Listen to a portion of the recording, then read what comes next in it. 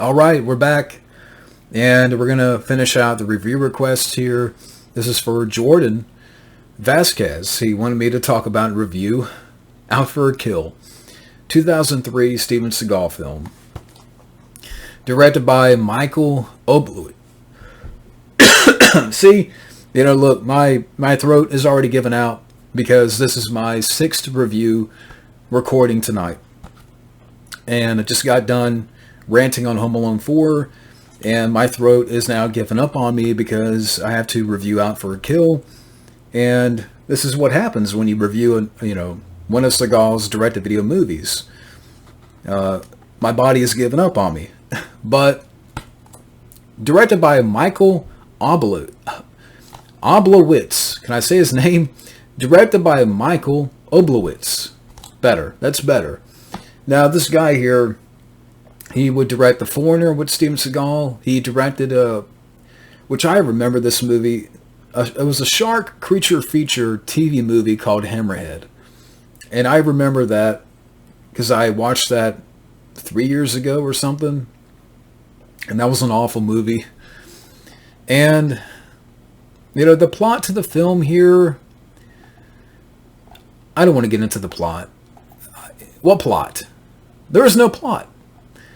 But let me just jump ahead to, stuff about the film here. If I go all over the place, again, this is my 6th review, recording this tonight. So, we're at that point now where we're talking about Out for a Kill. Is it really important to give and talk about the plot? But so Steven Seagal is like a professor, and let me just look it up. What's the plot to the movie?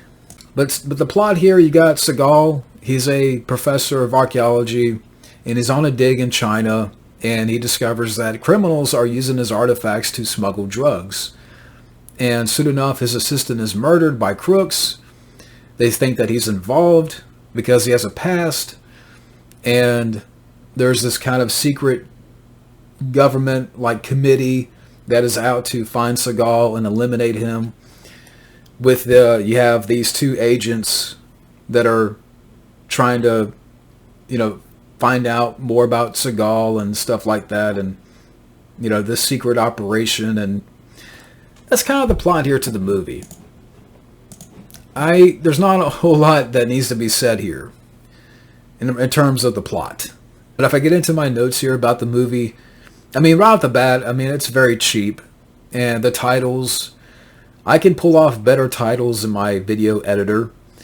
Seagal and his assistant, they're being pursued in the desert. And you have this horrible shot of this bullet time, but it's like a $2 bullet time bullet that goes through the vehicle and kills his assistant. And, throughout the movie, it cuts back to this secret committee 10 times. And they're trying to find Seagal and eliminate him. And you got some really laughable stuff here throughout the movie too. You have this one scene where Seagal is in mourning at this ceremony. And out of nowhere, you have this horrible explosion. And these monks, they come out of nowhere and they fight Seagal, which is very silly. But I think even before that, or it may have been after, I can't remember. But for a little bit, Seagal is in jail because the government thinks that he's, because he has a past and he's involved. So he's in jail. And you got this guy in there that he knows for 5 seconds. And when Seagal is bailed out, the guy in his cell is like, don't forget about me, even though he's only met him for 5 seconds. And, you find out Seagal was a former thief. And as far as fight scenes, the fight scenes are laughable. You got a restaurant scene that was laughable. And especially this one scene where this guy, Seagal fights this guy that is an expert in spider foo. What I mean is, he fights this guy in this room, and the guy is climbing over the walls and jumping from, wall to wall like he's Spider-Man. And it's just a very stupid scene. I mean, it's the one scene that, as bad as this movie is, that's the one scene that I will remember from this movie. Is the fight scene with this guy that moves like a spider monkey. He thinks he's Spider-Man, and apparently, I think around this time when they were making this movie, and I read in the trivia that after seeing Spider-Man in 2002, Seagal stalled the filming for several days because he refused to shoot the barber shop fight until production could find someone that could actually crawl on the walls like Spider-Man.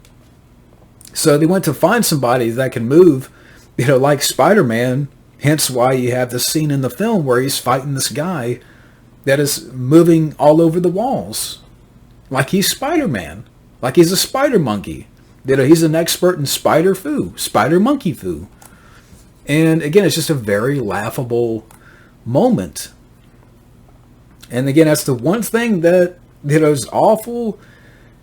And as bad as this is, I will remember that.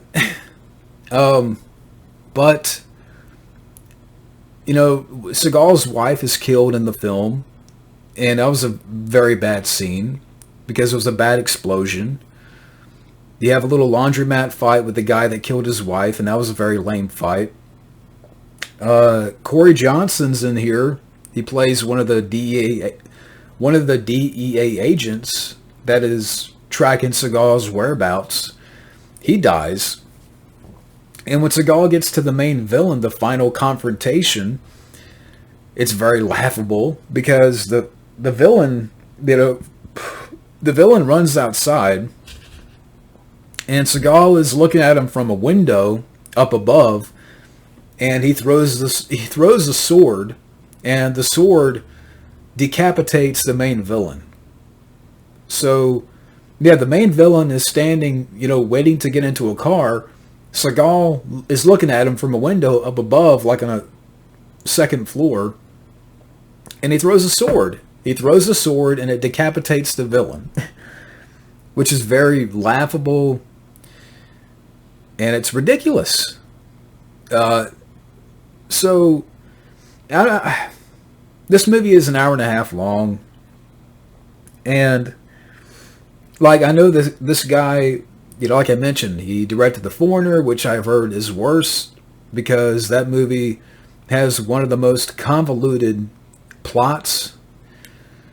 But there's a reason why I haven't done a Seagal marathon, because, going through and watching this film here, and if I ever have to go through his filmography in all 87 of his direct-to-video movies, I would lose my ever-loving mind. And Out for a Kill is bad. It's awful. And coming from the director of The Foreigner and Hammerhead, which was awful. And so, yeah, I mean, this movie is just awful. I don't know what other words I can use here. Overall, Out for a Kill is just another awful direct-to-video Seagal film. Horribly directed and edited with, maybe some laughable moments, but the main villain is killed in such ridiculous fashion. And it's a piece of trash. And it would only get worse from here.